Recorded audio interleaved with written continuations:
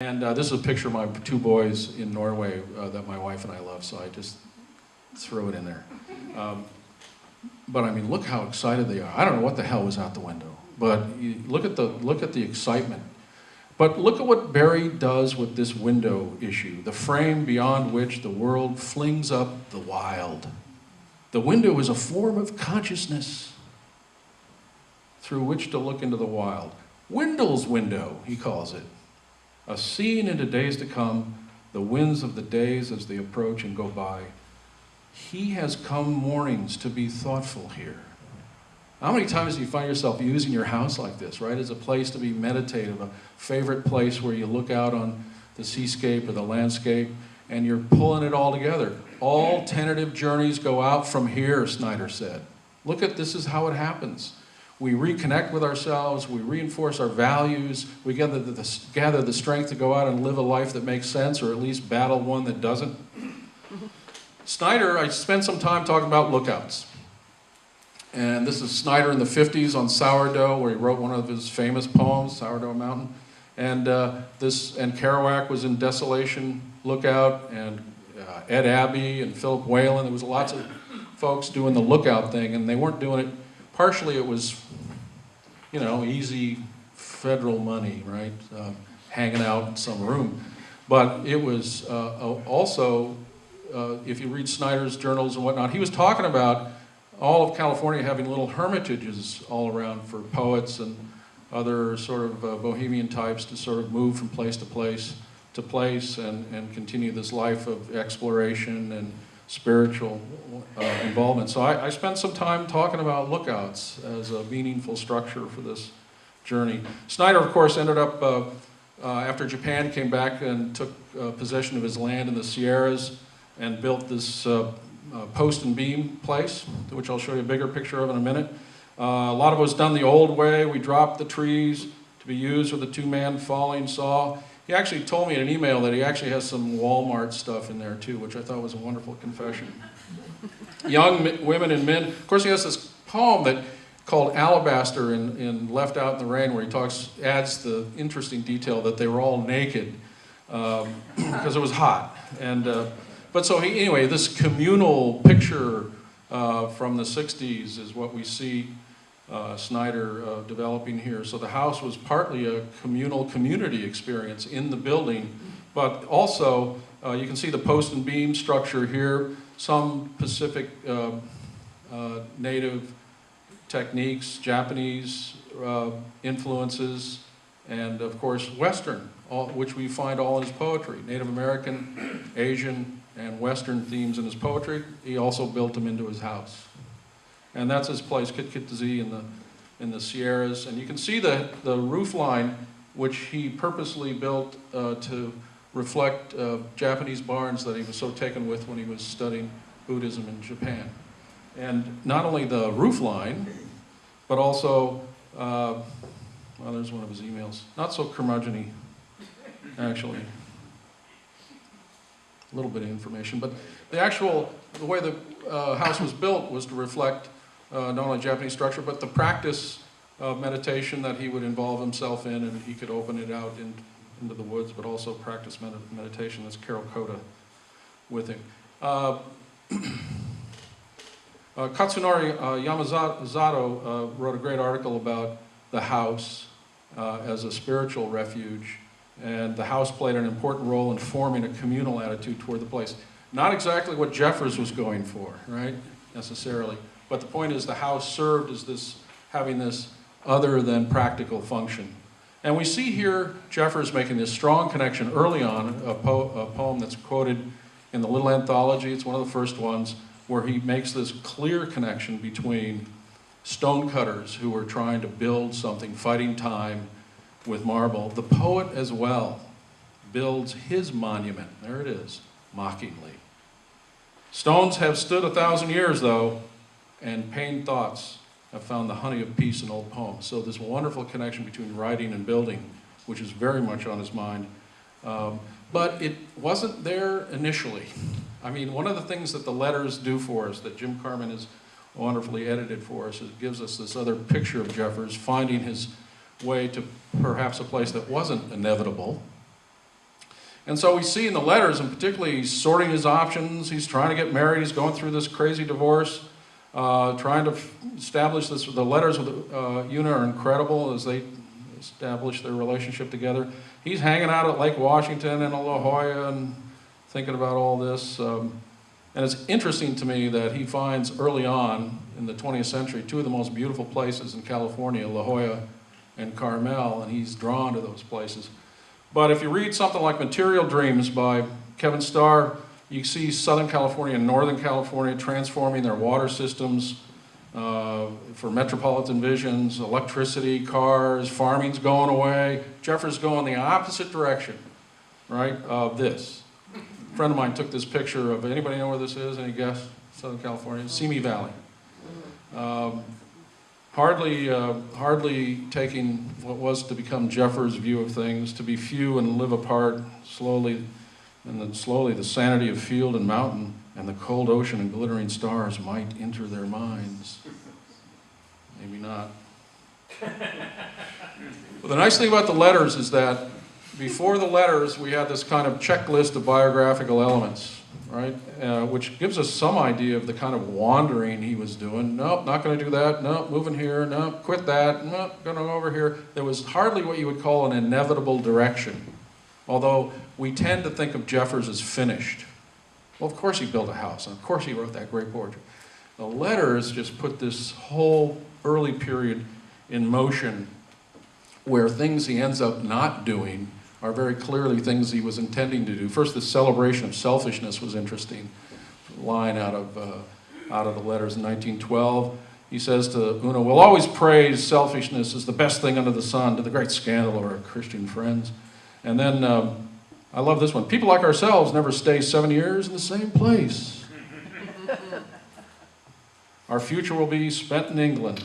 And I love this notion. I mean, somebody convinced Una that they're actually going to go swim in the winter in England in the ocean. And so there was a delusion that was wonderfully not shattered because they didn't have to go find that out for themselves. Not going to happen. But the point is, when you look at the letters, you realize there's so much that can conspire against us. You know, I mean, we build poems, we build houses alone, we do it against all odds, with a crushing likelihood that the project will evaporate. And so the letters, I can't emphasize that enough, show you how much was at stake and how, again, uninevitable his direction was. But this line is amazing. How do we come and dare to live in so great and tameless a land? We dare, we are here. So not the safe route, a totally uncharted route, a brave route, and thank goodness for us he took that route. So, and how do you dare to be here? You touch it. You know, you put your feet in it. You don't look at it from 30,000 feet. Well, what's this touching all about? In the New Natural House book, David Peterson talks about the ancient Greeks, the sacred center of earth energy was known as the omphalos, or navel of the world. The foundation stone represented the omphalos and the birth of the building. Foundation rituals formally asked the Earth Mother to allow the building on the soil, to guard it, and to bring the occupants good fortune. So you have to work your way into a place with so much beauty and power if you're going to be anywhere close to it, as opposed to just living around it. And of course, we know that the poems that he wrote about the rock are plenty, but the cornerstone in particular, "I have brought you wine and white milk and honey for the 100 years of famine and the 100 cold ages of sea wind." So, you know, I'm reading through Natural House book thinking, rituals to allow the building on the soil, to guard it, you know, to ask, can I please be here? And you see many of these writers. Snyder's the same way. John Muir did some of this, where there's this asking to be a part of the beauty and the energy that I'm trying to move into.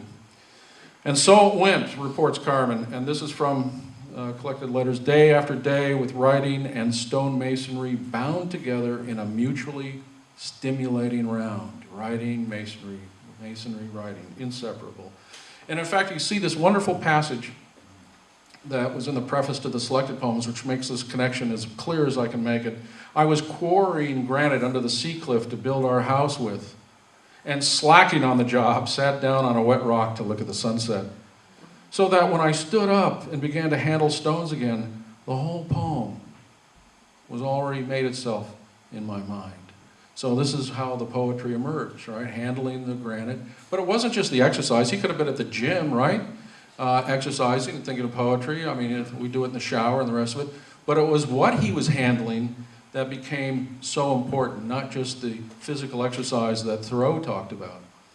So these are the lessons that you can see he learned from the granite. Silence, beautiful violence, the origins of the granite. Somebody already talked about the molten dips in the granite, which reminded him of creation. And then he stacks this all around him, this wonderful stuff. Stars and galaxies.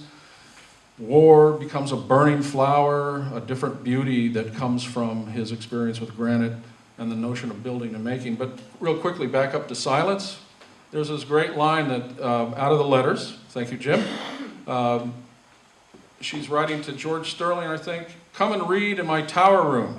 It's the most enchanting place to read verse and to talk about verse. It's even perfect for silence. That's Robin's great idea of happiness. Think like a rock. Right? Actually, and Jim Carmen again in the biography talks about the working with granite triggered what Carmen calls the lightning breakthrough, where he was thinking about another location and maybe some other materials that the mission was built out of, and what would we have gotten for a house if that would have been the direction of things. So, shelter, yes, but more. The bones of the old mother, I mean, he's suddenly now realized how magical and powerful this material is, and he actually puts it all around him, because all tentative journeys go out from here. It's the way we live out our priorities, Arnie Ness says. And it wasn't all about isolation and staying away from people. The house, if you look at the house over time, the people who came to it, as was already documented, was also a connection with community. Here we have Harry Tebow in the 20s, around the 20s, bringing him a big rock, which ended up in his tower. I mean, what a gift for Jeffers. You bring him a 300-pound block of granite. He's a happy guy. There's not a lot of people that can be made. Oh, look at this big rock I have for you. House was built for family. The granite also, as my title suggested, gave him words to love the world, a world he was having a hard time learning how to love. We think he came to these visions of, Darwinian power and endless space easily, but he struggles all the way through his poetry, trying to come to terms with this world he's in because he's actually looking at it. Exploding stars, crashing surf, world wars, vacuous, unending space. How do I deal with this? The granite was the key, because even though we're surrounded by, he says this is a bitter counsel, but required and convenient. For beyond the horror, when the imbecility, betrayal, and disappointment. Somebody I was talking to yesterday at the tower, who's here today, said reading Jeffers, I think in the 50s. Where are you? Forgot your name. Saved my life. Right back there. What's your name? I was thinking about you this morning when I was looking at this, because he was trying to save himself all the way through his poetry. How do I deal with this world? And the granite was the key. It didn't make him numb. It connected him with beauty, but a different kind of beauty, right? So what will you have after this life we live but to have admired the beauty? I mean, I hang on to that one all the time. It is the most important thing, looking out the window or looking off the cliff. Granite gave him counsel. I made this up. WWGD. What would granite do?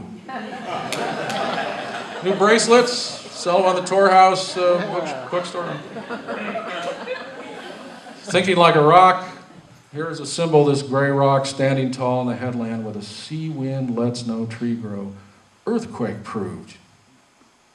And signatured by ages of storms, on its peak a falcon is perched. I read in the letters that because hawks were landing on the rocks he was using to build Hawk Tower. There you go. There came the name. Gave him the ability to survive the unbearable pain of seeing a world at war. So we shall have to perceive that battle is a burning flower or a huge music. Now, he gets a lot of flack for that, right? Because, well, what do you mean? You weren't trying to solve it? Weren't you going over there like, who's a basketball player going to North Korea? Rodney somebody? Dennis Rodman. It's going to go fix North Korea. I mean, really? Is this, I mean, can you imagine? So he's not fixing this stuff. You know, this stuff's been going on forever. I'm not going to get partisan. I'm not going to add to it, but I'm going to try to find a way to move through it and stay with my priorities. So it's a burning flower. A burning flower. What a marvelous image. So he finds the strength to say, let them play. Let the guns bark. Let the planes speak their prodigious blasphemies. Let them play. It's high time. So how does he work his way through World War, which he preached against and wanted it, never just, and hoped it would stop? He decides that, well, good things are going to come from this. I mean, he's a real sort of positive thinker, which you don't hear very often. Let them play. Because ultimately, the pristine beauty lives in the very grain of the granite, safe as the endless ocean that climbs our cliff. And of course, this is a wonderful poem. It didn't make it into the short anthology, and I don't want to take the time to talk about it, but if you want to talk about it later, that's fine. But here's the one where the sort of my George Carlin imagination gets the best of me when I think about all that fertilizer that people are moving into Carmel. Thankfully, every winter it's washed out to sea. If they had no drains, Carmel would be a mountain of topsoil. But here's the line. They know that Russia and America are watching each other for the weak moment and all those it is rather beautiful. I mean, you start with this beautiful thing up at top. You know, we got little gentlemen labor in their gardens, and they're better for it, you know, working off that little pot belly. It's rather beautiful. And then he turns that phrase totally in a different direction at the end of this poem. And if you're reading the poem carefully, you have to say, wait a minute, that's not, it's the same phrase, but it's a different kind of beauty he's coming to terms with there at the end. Wonderful poem. And, yeah. Thank you.